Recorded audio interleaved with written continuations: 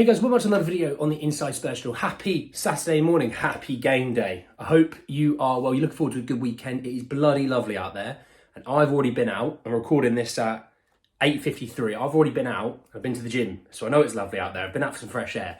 So whatever you're up to this weekend, I hope you enjoy it. If you're out for a few beers, do enjoy it, and I hope the beers are tasting a little better because Spurs beat Fulham this evening. This video is centered around really Jonathan David. You see him on the thumbnail. He's there somewhere. You see him. So we'll talk a little bit about this Jonathan David rumour, as well as Ange talking about signing potential new centre-back in the summer. So plenty to talk about, plenty to get into. Just want to say, though, if you are new, subscribe. You're very much welcome to join us for the journey. And let me start with the Jonathan David rumour. So it came from Graham Bailey through HITC Football, who said that HITC has also been told in recent weeks Arsenal, Chelsea, Tottenham, Manchester United and West Ham have all checked on Jonathan David. Now, I was looking at this list and sort of wondering why. Why all these teams? I thought Chelsea need a striker. Arsenal need a striker. Man United obviously have Højlund, but they don't really have anyone behind him, so they need a striker. But I don't know if they'll spend the money that Jonathan David's going to cost on that. West Ham, they've been playing Bowen obviously up front, and they've had sort of Kudus to the sort of right, and I can't remember who plays on the left. I'm really, really sorry. It could be a Ben Rama, Paqueta sort of situation. But they probably would like a number 9 and then having Bowen and Kudus sort of feeding that number 9, because that's where Bowen was so good last year as well. You know, playing more so on the right.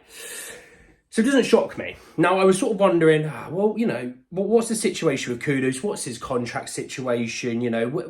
What's his stats like? His contract expires in the summer of 2025. So he's only going to have 1 year left on his contract. So the idea that Lille are going to get 60 million, 50 million, it's just not going to happen. If every team knows they need to sell, then every team, as much as they might try and outbid one another, they're not going to go up to a point where it's like 50, 60. You might get 35, 40. Just because striker is a little bit more of a premium. If a midfielder like Conor Gallagher going out, actually no, not Conor Gallagher, it's a bad excuse because he has English tax. That's already 15 million. Let's say it was a random midfielder in the Premier League, 1 year left on his contract. Not an English midfielder. You're not getting more than sort of 25 million for him, just purely because of the fact that he's got 1 year left and he's not English. It doesn't help. With Conor Gallagher, he's English. You got to add on sort of 10, 15 million. With Jonathan David, 1 year left, Lille knowing they need to sell. You see what I mean? This season, 36 games played, 21 goals, 7 assists across Ligue 1, Conference League, the Conference League qualifiers, as well as the French Cup or Coupe de France, where he's actually scored 3 and assisted 4 and 7, which is quite impressive. Look, he plays in a Lille team that maybe isn't the best team in France. He does score goals. He's in his mid-20s. I'm wondering what the price is. And this is the question I'm going to put to you. Let's say it's 40 million, right? I want to put this question and answer in the comments. Jonathan David, 40 million. Santiago Jimenez for about 40, 45. Or Ivan Toney for about 60 to 70. I want to know your thoughts and feelings about all those guys, because I think those are the 3 main guys that Spurs will be in for if they are going for a striker. Let's move on to Ange's quotes about the centre-half situation. So knowing, obviously, we bought Radu Dragusin in January. He is starting today. Ange said he's starting today. I know, what a revelation. The 2 main centre-halves are going to be starting. He said that it's an area that we will probably look at. We will look to strengthen all areas come the end of the season. Internal talks are already taking place. Look, we need another centre-back. I've said it for a long time. You know it for a long time. We've got Radu, we've got Mickey, and we've got Kuti. We need another. I don't see Spurs going big like we've talked about Tapsoba recently, or a Pacho, where they're going to cost about 45, 50 million. They're not doing that. I've always said they're going to go the Lloyd Kelly route because he's free and he's English and he's Prem proven. He's left-footed and he can do the Ange system of being, an athletic centre-back.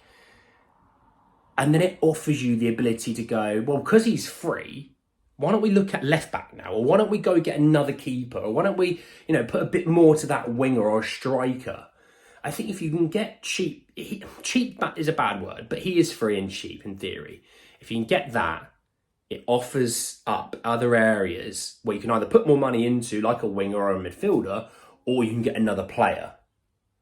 And with Spurs needing still 8 to 10 players, in theory, you think keeper, left back, right back, centre half, at least another centre mid, maybe 2, depending if Lo Celso leaves. Couple of wingers, a striker, that's 9. Even if you want to say maybe just only one winger, that's 8, or one midfielder, that's 8. So Spurs need a lot still, and that's why I'm thinking Lloyd Kelly would actually solve a lot of issues, which would be good. But you'll let me know in the comments. I know you will. You always do. But anyway, guys, that's the end of the video. I hope you enjoyed it. Drop a like on the video if you did. Hit me in the comment section your thoughts and feelings about that Ange quote around the centre half, as well as our interest in Jonathan David. Tell me who you fancy. Jonathan David, Santi Jimenez, Ivan Toney, whatever you're thinking, let me know. Obviously, subscribe to the channel if you're new and hit the bell notification for more. But anyway, guys, that's the end of the video. I'll see you all very, very soon. Take care, guys.